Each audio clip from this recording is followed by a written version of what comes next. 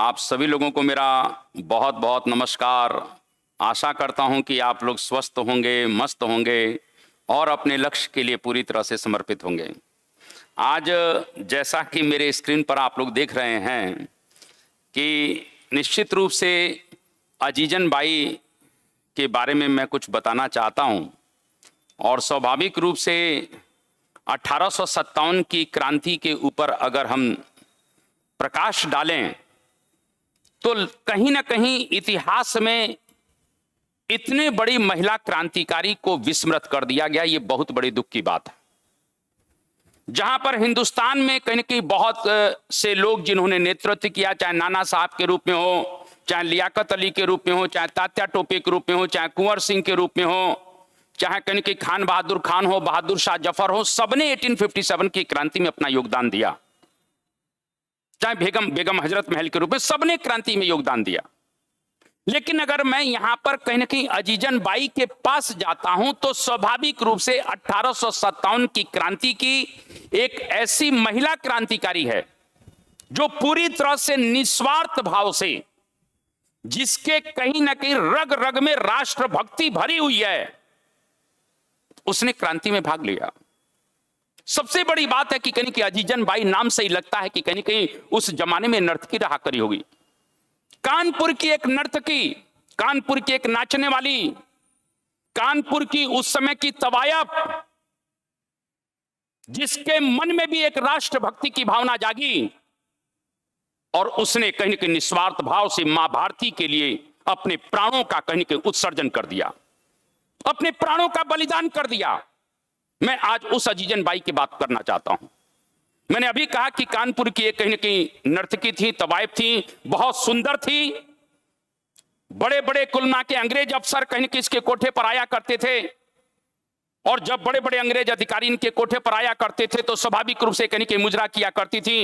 उनका मनोरंजन किया करती थी। और वहीं पर कुलना के अंग्रेज जो कहीं कि अंग्रेजों की सभी बातों को कहीं न कहीं इस प्रकार के अपने सौंदर्य और अपने नर्तक के कहीं कि जाल में फंसाकर उनसे सभी बातें प्राप्त किया करती थी, उनकी सभी बातों को कहीं कि अपने तक पहुंचा लिया करती थी। और उसके बाद वही अजीजन बाई जो रात को अंग्रेजों का कुलना के मनोरंजन किया करती थी, दिन में पुरुषों का वस्त्र धारण करती थी, तलवार उठाती थी और क्रांतिकारियों के साथ मिलकर इन्हीं अंग्रेजों के साथ अंग्रेजों के विरोध में संघर्ष किया करती थी,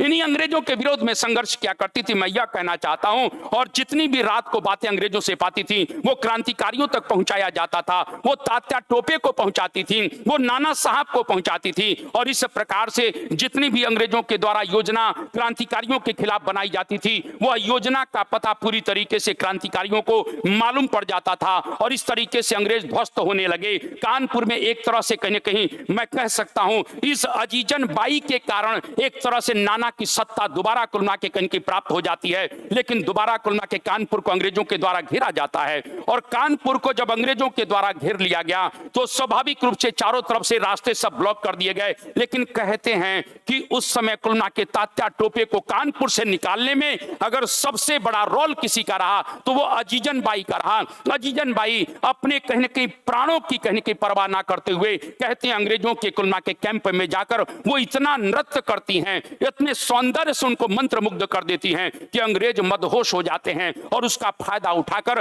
तात्या टोपे कहीं के कानपुर से निकल भागने में कामयाब होते हैं। मैं यही कहना चाहता हूं, अगर अजीजन बाई शायद नहीं होती तो तात्या टोपे भी कानपुर में नहीं बचे होते। यह खबर कहीं न कहीं हैवलॉक को जब मालूम पड़ी, यह खबर जब हैवलॉक को मालूम पड़ी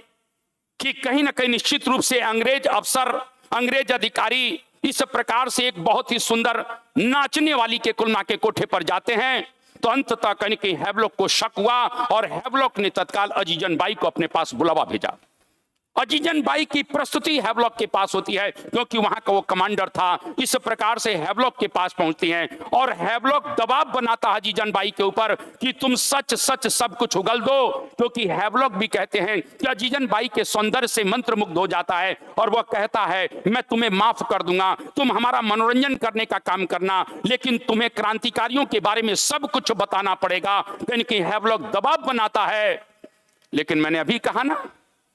कि वो तो कुलना के अजीजन तो दूसरे रंग में रंगी हुई है, अजीजन तो मां भारती के रंग में रंग चुकी है, और जो मां भारती के रंग में रंग जाता है, जो मातृभूमि के रंग में रंग जाता है, उसके ऊपर दूसरा कोई रंग नहीं चढ़ता है। मैं यही बात कहना चाहता हूं, हिंदुस्तान के वो राजा महाराजा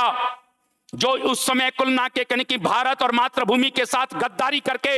अंग्रेजों के साथ खड़े थे, उनके लिए अजीजन बाई कहने की प्रेरणा की स्रोत थी। मैं कहना चाहता हूं कि अजीजन बाई ने कहीं न कहीं हैवलॉक को कहा कि हैवलॉक साहब, मैं अपने प्राण तो दे सकती हूं, लेकिन मातृभूमि के साथ और अपने क्रांतिकारियों के साथ गद्दारी नहीं कर सकती हूं। आपको गोलियां चलानी है, आप चला सकते हैं, लेकिन मैं किसी भी कीमत पर अपने देश के साथ, अपने मादरे वतन के साथ गद्दारी नहीं करूंगी। कहते हैं कि इस प्रकार से हैवलॉक नाराज हो जाता है और गोलियां कुलना के कहीं न कहीं अजीजन बाई के सीने में कहीं कहीं उतार दी जाती हैं। अजीजन बाई शहीद हो जाती हैं। लेकिन मैंने अभी कहा कि अजीजन बाई ने अपने प्राणों को त्यागना मंजूर समझा, लेकिन मातृभूमि के साथ गद्दारी कहीं न कहीं उन्होंने नहीं किया। मैंने अभी कहा कि जिस प्रकार से देश के राजा महाराजा जमींदार उस समय के अब मातृभूमि के साथ गद्दारी करके अंग्रेजों के साथ मिले हुए थे, अगर शायद सबके अंदर अजीजन जैसा कहीं न कहीं अजीजन बाई जैसा सबके शरीर में खून बह रहा होता, मातृभक्ति और राष्ट्रभक्ति का कुलना के जुनून होता, तो शायद सब लोग एक होकर अंग्रेजों के खिलाफ लड़े होते, और अंग्रेजों के खिलाफ सब मिलकर अगर अजीजन बाई की तरह लड़े होते,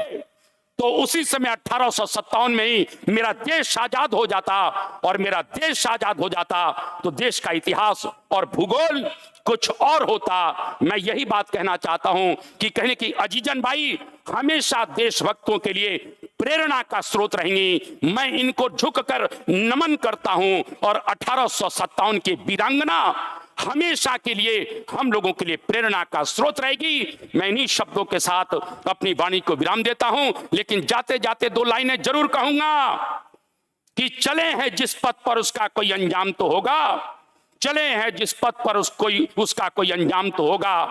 जो हौसला दे सके ऐसा कोई जाम तो होगा, जो दिल में ठान ही ली है कामयाबी को अपना बनाने की, तो उसका भी कोई ना कोई इंतजाम तो होगा। इन्हीं शब्दों के साथ मैं अपनी वाणी को विराम देता हूं। आप सभी लोगों को बहुत बहुत नमस्कार। जय हिंद, जय भारत, वंदे मातरम।